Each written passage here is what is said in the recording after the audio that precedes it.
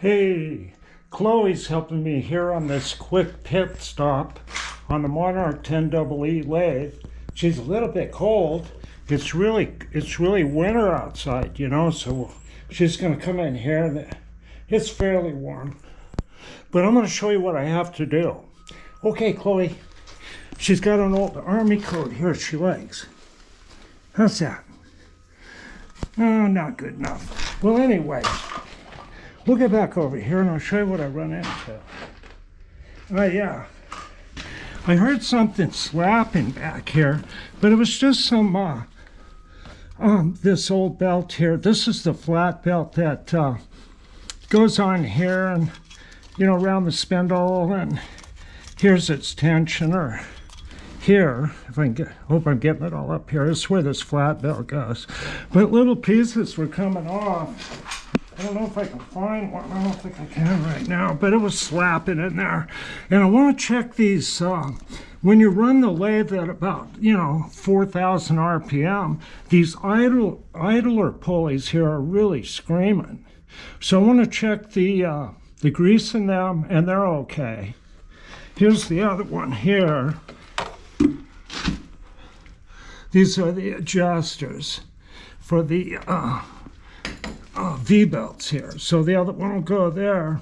But one of the things I wanted to show is these belts start getting a buildup down here in the grooves. So I'd take a rag with denatured alcohol on it. And this was a clean rag, and I wiped the belt, inside, outside, and I get the glaze off them.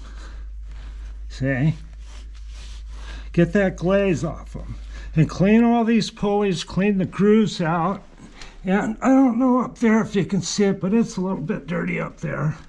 Now, I just thought I'd point that out. You got to check this stuff. The grease is good in this bearing, and it's okay. They're good in this one too. But most of the noise, I was kind of hearing it squealing, and it's just coming from the belts and the crud building up. And when you run the machine fast, you just got to keep up on this stuff. And I thought I'd point that out. You might find this interesting. Now, this is the motor plate for the Lewis Alice Flexi-Torque motor. And it's balanced to right there, I think it's 0.0004 or 3. But I'm not really sure what that means. But I was told this is a $12,000 motor. That's it back here. The Lewis Alice Flexi-Torque is back there. Okay, see? There's old Lewis Alice. And this is the 2-speed back gear here. So the machine is, let me get that light a little better. The machine is direct drive and open belt. And you can see this lever here.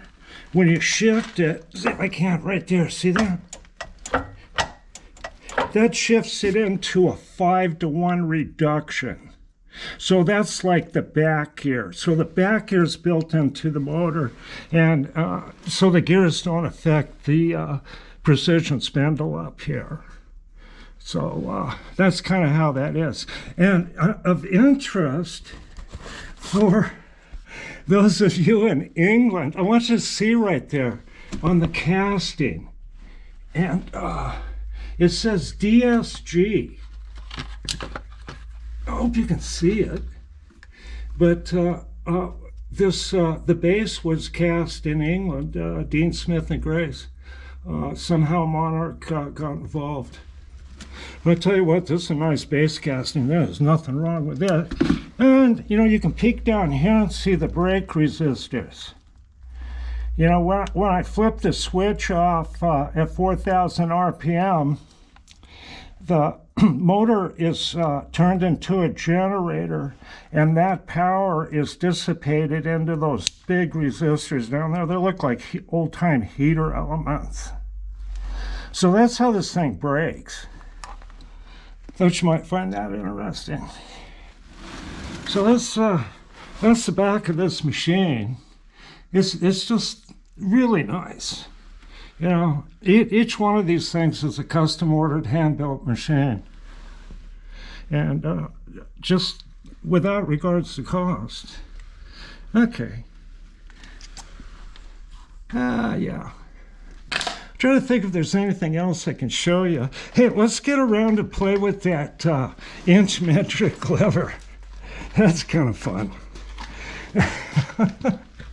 No, I think I figured out the mystery of this thing. Now, okay, I'll get it back over to feet. No! Now, see, I got it. It's in metric there. Now, I can get it over to English. You know, it actually takes two hands. I just think it's impossible. Yeah, I can't do it and hold the camera. But that's one of the funniest things about this. And one of the deals, kind of the reason that's a little bit of a problem is when you're shifting it into metric, it's not a positive pulling a gear in. It's sort of like it lets a gear go in that's somewhere hiding back here. You can hear it. See if I can get it to rattle. I don't know. Yeah. But you get it in the right position, and it's sort of like a spring pushes the gear in. You know, you jiggle the thing back and forth, then it kind of falls in back there somehow. Hey, it's actually in metric here. I'll rotate that a little bit. See if I can get it in. Ah!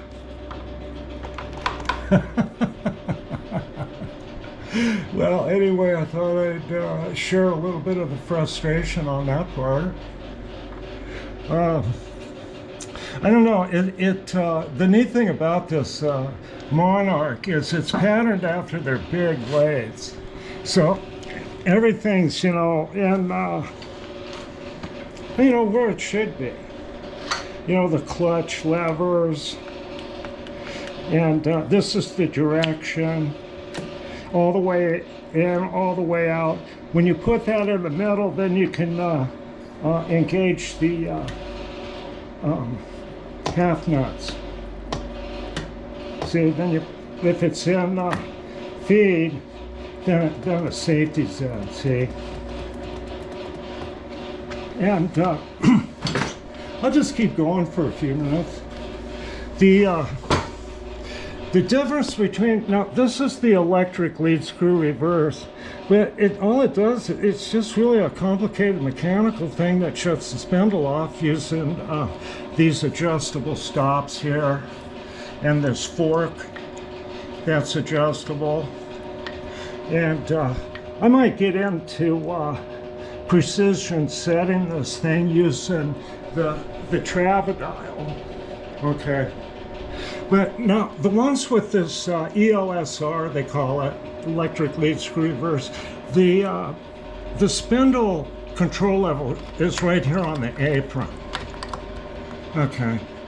Now, the ones without it have a spindle control lever on the headstock, like this old one, see? And it's really a nice lever. See, it falls down in neutral, and it's really a nice safety. See, and that's slick. And that's real convenient. Some people like that a lot better than the apron lever. It's less complicated.